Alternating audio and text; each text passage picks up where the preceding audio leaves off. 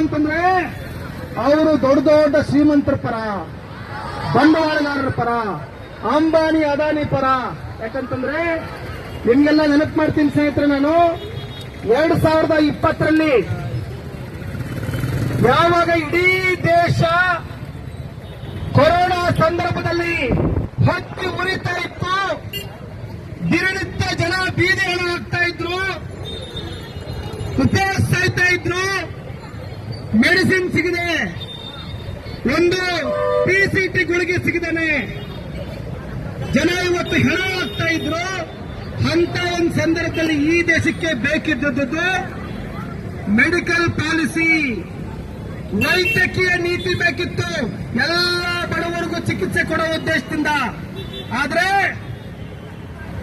ಅವತ್ತು ಕೇಂದ್ರದಲ್ಲಿ ಅಧಿಕಾರದಾಗಿದ್ದಂತ ಸನ್ಮಾನ್ಯ ಮೋದಿ ಅವರ ಸರ್ಕಾರ ಮಾಡಿದ್ದೇನು ಸ್ವಾಮಿ?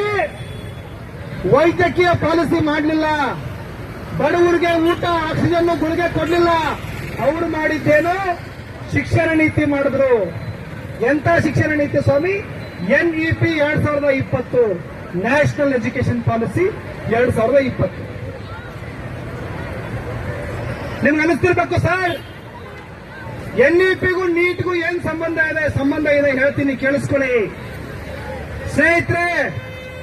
ಸರ್ಕಾರ NEP ಪಾಲಿಸಿ ಮಾಡಿದ ಉದ್ದೇಶನೇ ಈ ದೇಶದಲ್ಲಿ ಶಿಕ್ಷಣವನ್ನ ವ್ಯಾಪಾರೀಕರಣ, ಖಾಸಗೀಕರಣ ಮಾಡಿ ದೊಡ್ಡ ದೊಡ್ಡ ಕಂಪನಿಗಳಿಗೆ ಶಿಕ್ಷಣವನ್ನ ಮಾರಾಟ ಮಾಡಬೇಕು, ಸರ್ಕಾರಿ ಶಾಲಾ ಕಾಲೇಜುಗಳನ್ನ ಮುಚ್ಚಬೇಕು, ಬಡವರ ಮಕ್ಕಳಿಗೆ ಶಿಕ್ಷಣ ಕೊಡಬಾರದು, ಯಾರ ಹತ್ರ ದುಡ್ಡಿದೆ ಅವರಿಗೆ ಮಾತ್ರ ಶಿಕ್ಷಣ ಕೊಡಬೇಕು.